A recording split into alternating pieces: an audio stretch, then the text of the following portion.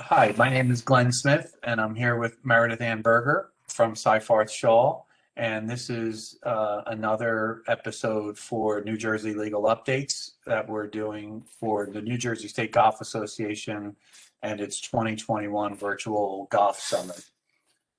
So just by way of brief introduction, I'm a partner at Seyfarth Shaw. As I said in the part one to this series, I've been practicing labor employment law for about 30 years and have a significant practice within the private club golfing industry as well. I represent a lot of clubs and speak with a lot of associations all the time. Meredith is a senior associate with Seyfarth Shaw. Meredith, how long have you been with us now? 6 years. 6 years. Wonderful. Well, she's fantastic. Why don't you tell us a little bit about what you do? So I do a lot of employment counseling as well as litigation.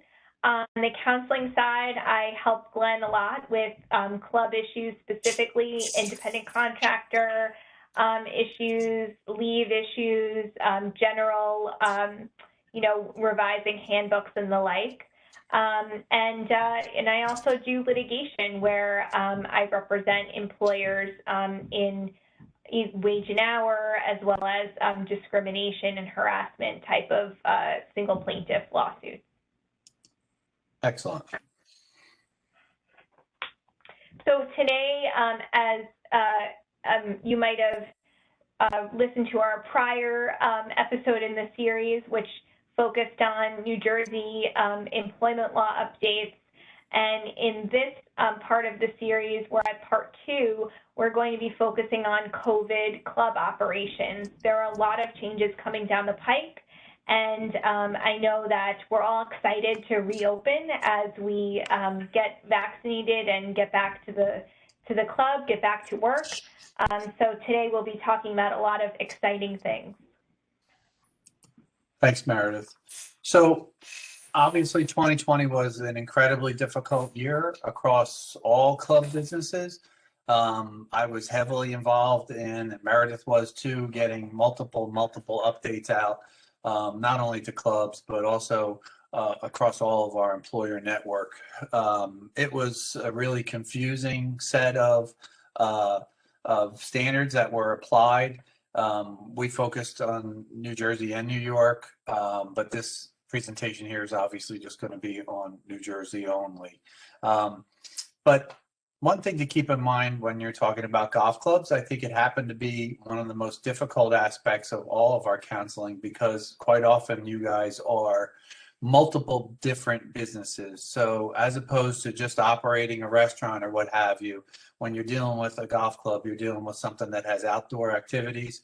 You have something that has indoor or outdoor dining, bar operations, large party and banquet functions, pools, summer day camps, gyms, and locker rooms. So when you take all that stuff, we're really overlaying 6 or 7 different businesses under one roof, run by usually a group of volunteer members who are there to make sure that everything is being done right. And obviously with the great help from, general managers and the managerial staff throughout this. So by and large, the overview for 2021, and you know this from listening to the news, is that it appears to be heading in a less restricted direction, which is great news. And we're going to deal with some of the what looks like removal of capacity limitations and whatnot throughout this presentation. But the best place to start of all is what is presently required for all businesses in New Jersey. So why don't you take it away, Meredith? Sure. So there are going to be these basic pillars of things that we need to do as employers, even though people are coming back and it is less restrictive. However, we still need to enforce social distancing. Workers as well as customers or guests need to be maintaining 6 feet of distance from one another, at least outside of their family units to the extent possible. Mask wearing is going to be still strictly enforced, except when an employee is at their own workstation in their own space. Employees must be wearing a mask. And in turn, you should still be providing face masks for your employees as well as sanitation materials, keep the Purell stations available for everyone. Along those lines, make sure that employees are washing their hands, are given time to wash their hands, and other kinds of hygiene. You know, we don't want anyone to be physically dirty, if at all possible. Same with surfaces, routinely clean and disinfect high-touch areas like doorknobs, like elevator buttons. These are things that you should have dedicated staff be taking care of throughout the day on a consistent schedule, and it behooves you to make note of when this is happening for your own liability purposes. Similarly, conduct daily health checks like temperature screenings, or having people complete a checklist or a survey that they're healthy enough to come to work that particular day. And make sure that sick employees do not come to work or are sent home as soon as they become sick, and continue contact tracing when there is exposure at the workplace. Yeah, and one thing I just want to add with regard to these last two slides that Meredith just went through. These are the existing rules. These are the rules that have been in place from early on in 2020, and they got added to throughout the course of the year, but they're still in place. Even if you hear about other restrictions coming down or other capacity limitations coming away, until the state says that these are removed, these are all things you have to do. So every day you should be checking your employees for symptoms when they come in. You have to make sure you're doing contact tracing if somebody does present with COVID. And, you know, basically you're going to continue to have to train employees about what proper hygiene and proper disinfecting looks like, because those are things that are presently required by the state, and we don't know when those are going to come down. Some of the other areas that we're hearing a lot of different conversations about is on the vaccine end of things. And the question is that's often raised is, can the club or can the employer mandate COVID-19 vaccines? And the answer to that is yes, you can. Our overall recommendation with regard to that is that I think we prefer encouraging it rather than requiring it. So I'm going to specifically focus on the club end of it for this conversation. And obviously it's a slightly different conversation for different kinds of employers, but generally speaking, you can mandate the vaccine. You have to be careful about three things: disability, religious, or pregnancy / breastfeeding requests, because those are things that you'll have to accommodate if there's either a deeply held religious conviction or if there's some disability or pregnancy and breastfeeding issues that apply. Then you wouldn't be able to mandate the vaccine.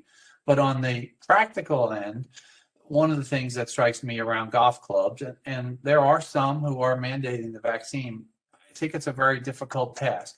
Because the question that pops out to me is, are you going to require the same thing of your members? Are you going to require the same thing of their families? Are you going to require the same thing of the guests? Are you going to do it with every other club licensee or visitor, for instance, the caddies or suppliers who come on the property? And are you going to be in a position where as a basically a fairly small employer, you're going to be able to track and maintain with appropriate confidentiality all of this significant information? Can you really do that safely and securely? That's why we end up overall recommending most of the time for folks, and certainly here for clubs, that encouraging the vaccine is something that we really prefer as opposed to mandating it. I think it would be really difficult to say that there's hundreds of people who can come on the property during the course of a day or a weekend, but the only folks who are going to be mandated for an actual vaccine are the employees who work there. So some people may disagree with that viewpoint. I don't know if Meredith, do you have anything you want to add on the vaccine topic or not? But the other piece of it is inquiring about whether people have been vaccinated. And the answer to that is that you can also do that as well. Again, there's some safeguards that have to be put in place about how you treat that information, but you certainly are free to ask your employees, and frankly, you're free to ask guests, and you're free to ask members who come to the club whether or not they've been vaccinated. Yeah, the only thing I would add is that a lot of clients, not necessarily clubs, but all employers of all kinds, are providing an incentive for employees who get the vaccine. So if your aim is to encourage employees to get vaccinated, you may consider doing that, which could be a monetary benefit. It could be in the form of PTO, or, you know, even something like, you know, piece of swag that might encourage employees to do that. So there are all kinds of options if that's your aim and if you don't want to go so far as to mandate it.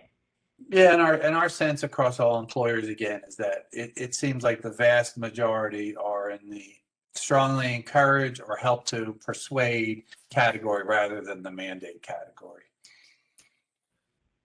So the latest guidance that's coming out, as we saw throughout 2020, New Jersey, New York, Connecticut, Pennsylvania kind of all acted in a very similar fashion in terms of imposing the restrictions. And it appears very clearly that they're going to act in a very similar fashion in terms of repealing or loosening those restrictions. So since the beginning of May, all the indications we're hearing across all four of these area states are that they're going to be bringing down restrictions and that there's some level of cautious optimism. This has all been sort of sprinkled in with whether mask wearing is required indoors or whether mask wearing should be required outdoors. And obviously the CDC has made some determinations about that, but the states have been taking their own interpretation of it as it goes. In general, it appears like capacity limitations for dining and big functions are going to be removed in New Jersey by about May 19th. Hours of operation have been expanded, but they haven't been fully expanded yet. So that's something that's potentially going to be added back in. Events are being added back in terms of weddings and what you can do, even some dancing, but Meredith will get into that a little later. Some of this is a little humorous. Bar operations are allowed to happen again, and here there's some also restrictions about serving at present. New Jersey has made clear for right now, though, that they're going to expect masking and social distancing regulations, that those are going to remain for some period of time. We'll see when the state gives up on those, but as of the recording of this, it's clear that those things still remain. No executive order has really been issued about sort of the next steps and finalizing all of them. And the state of emergency still exists in New Jersey, according to the governor's office and what the current state of affairs is. I feel like I'm taking a lot of the slides here, but I'm going to go on with this one since it's one that I've been sort of pushing since June of last year. So New Jersey modified the rules in June last year, frankly, in a more sensible way than New York did. But at present, these are sort of my recommendations across the board, our recommendations across the board for golf. We think it's pretty much normal at this point. Tee times appear to be using your regular tee times is okay. Use remote pay and remote booking of tee times is still by far the best way to go and required. With regard to items on the golf course, you can use them normally, flag sticks, rakes, benches, water cups, etc. But it seems pretty reasonable to suggest to golfers and to caddies, if you have caddies on your property, that they minimize touching surfaces.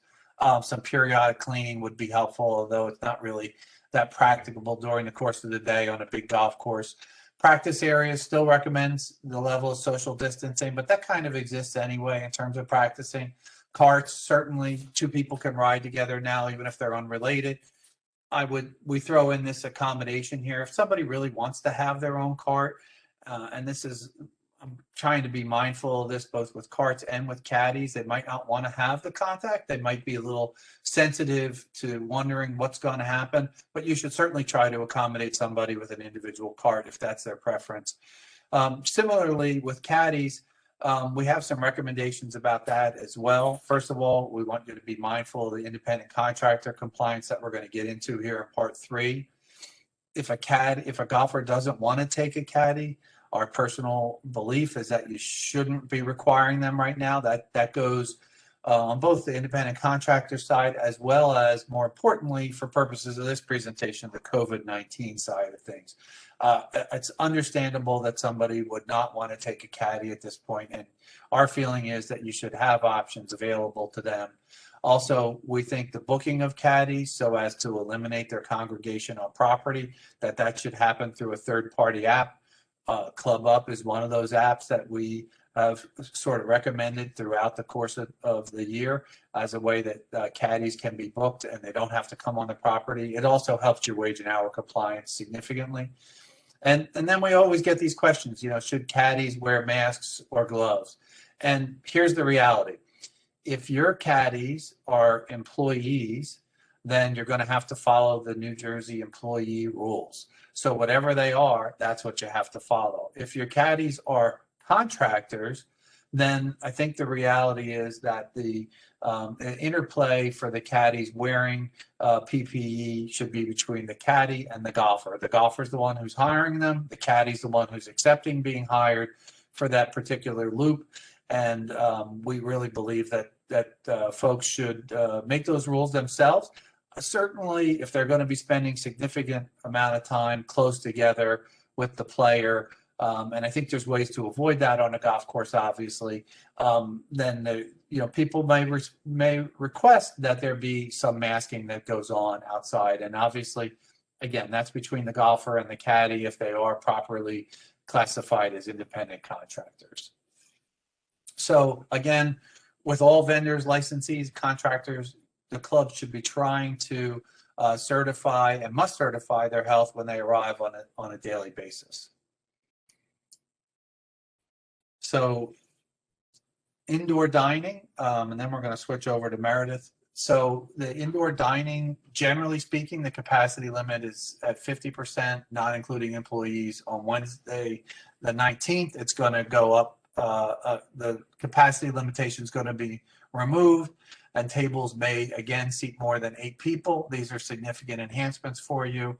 Keep in mind that no tables that are closer than 6 feet apart will have to be separated by some sort of physical plexiglass barrier or something like that. Also, you can seat people at indoor bar areas now. And on top of that, there can be service while somebody's seated at a bar. Having said that, you can't serve patrons who are standing in the bar area. That's still prohibited at this time. Another big one is that buffets and salad bars are permitted to reopen, and you'll have to consult the New Jersey Department of Health standards for indoor dining about that as well. So Meredith, I think this is yours. Sorry for the long delay in having you appear again. You're on mute. Sorry about that. If anybody can talk about golf, it's Glenn and not me, so you did the right slides. In terms of outdoor gatherings, they're limited now to 500 people. There are some limited exceptions that don't necessarily apply, but it excludes the venue staff, so keep that in mind. And as Glenn mentioned before, these are the updates as of today, which is May 10th, but these may change, on a daily or weekly basis, depending on what's happening out there. So do, keep abreast of what the latest developments are.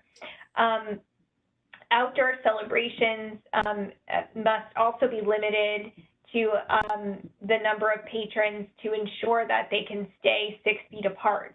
So even if you have, you can have potentially be limited to less than 500 people if your lawn or outdoor area is small and cannot accommodate the social distancing of all those 500 people. Outdoor dance floors are permitted, so yay, we can have dancing again. But, as the nuns used to say to us in Catholic school, you have to keep room for the Holy Spirit, in this case, 6 feet of room. And anyone, even wearing masks, you have to stay 6 feet apart when you're dancing. I guess aside from your, your spouse or whoever you come with and your family members, you can stay close to them. But everyone else needs to make sure that they're 6 feet apart from one another. So no cutting in. Yeah, it's pretty amazing, kind of confusing guidance that the state is giving out here. And we've contacted the state to find out if they really meant what they wrote. And I think they acknowledge that it's going to be very difficult to police, but they said that they're expecting all of the employers in the state and all the facilities that have dining and whatnot to abide by these rules. So I think it's going to be fairly difficult for the time being, although some of these rules that Meredith is going through, they kind of suggest that they can't last for very long because it's just too complicated. So with that, I'll let you go back, Meredith. Right. So for those gatherings that are from 25 to 500 people, so these are the majority of outdoor gatherings, there's the 6 feet rule. Make sure that seating is 6 feet apart. You can have families sitting at a table together, but everyone must be 6 feet apart.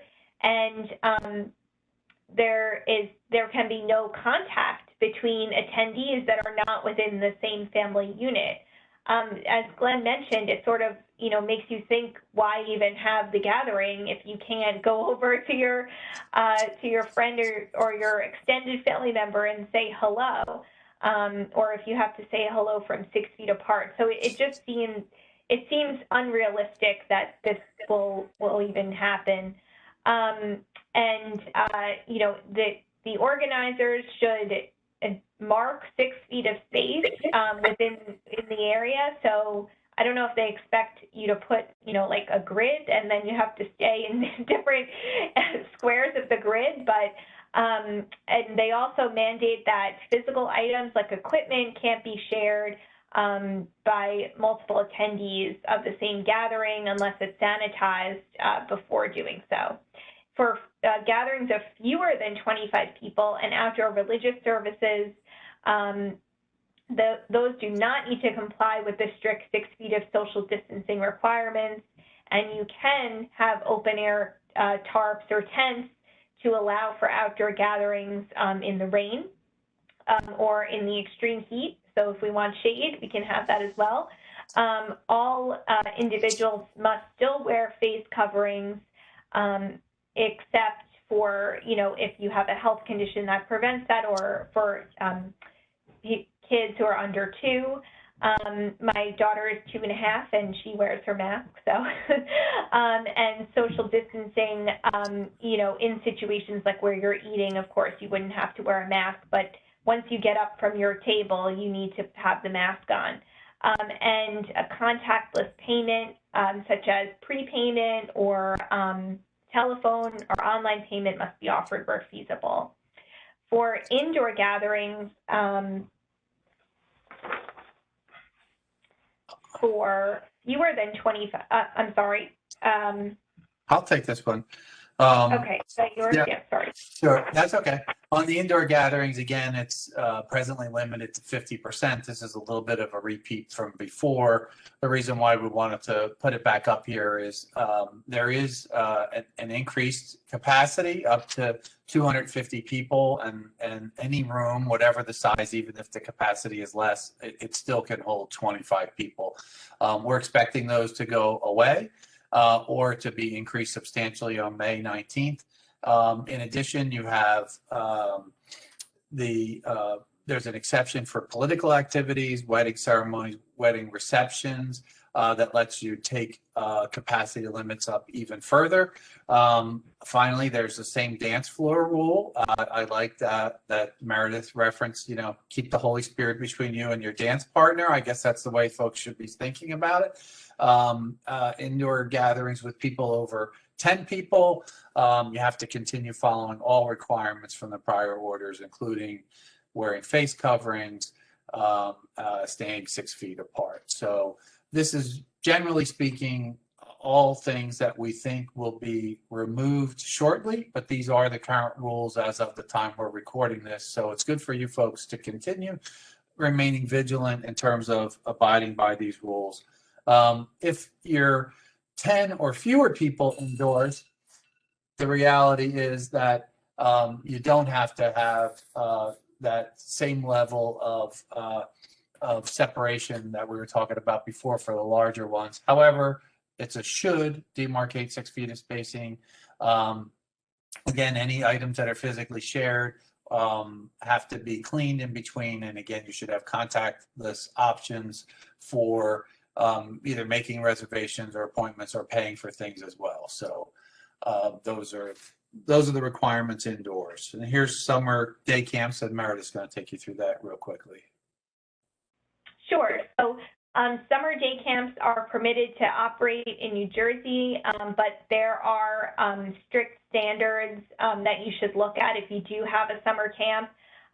You must complete a youth camp certificate application form or renewal at from the state's website, and you have to importantly develop and implement a COVID-19 operational plan that includes written policies and procedures to address all the areas in the standards. And there is a real good chance of enforcement by the Department of Health of an investigator that might come on site, and non-compliance could mean closure of the camp by order of the Department of Health. Yeah, I think all indications on this one are that they're going to strictly enforce standards here, and that you're going to need the Department of Health approval to get it going, and they're going to expect you to maintain compliance across the board. And capacity limits for outdoor recreation like tennis, racquetball, pool, shooting, and beach clubs, capacity limits remain the same for now. We expect that as summer gets closer, they'll be revising those as well. But you must ensure that individuals can remain 6 feet apart for the time being, and they're also limited to 50% capacity for guests and visitors. And we're expecting that by May 19th, these capacity limits will be lifted, but and looking toward returning to normal. Again, with gyms and workout facilities, we're still at 50% capacity. We expect those to be lifted soon. And please do keep in mind that extra cleaning and disinfecting must be conducted throughout the day. So as I mentioned, I think in a prior slide with those high-touch surfaces, make sure that somebody is on top of keeping gyms and workout facilities clean where there's a lot of sweating going on. I think for these topics here, it's basically continuing on from where we were last year at present, and stay tuned for the removal of limitations. But surely, for all these things, we're going to continue to see masking at times required, we're going to see distancing at times required, and we're going to see extra cleaning and disinfecting required. So for right now, just make sure you're following the rules. That finishes up our second session, and we wanted to remind everybody, as we did with the first one, that we encourage you to sign up for all the subscriptions we have available through our website. But if you go to Seyfarth COVID-19 updates, you can sign up for those there. Also, we have subscriptions to many different labor, employment, and other legal area topics. They're all free. And we have a golf and private club industry mailing list. Again, with the disclaimer, these materials are for informational purposes. We're not giving legal advice to anybody here. We don't have a client-attorney relationship with you folks at the present. So we're hoping that this information is helpful to you in terms of the things that you need to do for the coming summer as we approach COVID-19, hopefully diminishing and get out of our lives. If you need more information, feel free to reach out to us or check with your own counsel. Thank you very much. Again, I'll provide our contact information for me and Meredith, and should you need to reach us, this is how you do so. But thank you very much. This concludes part 2.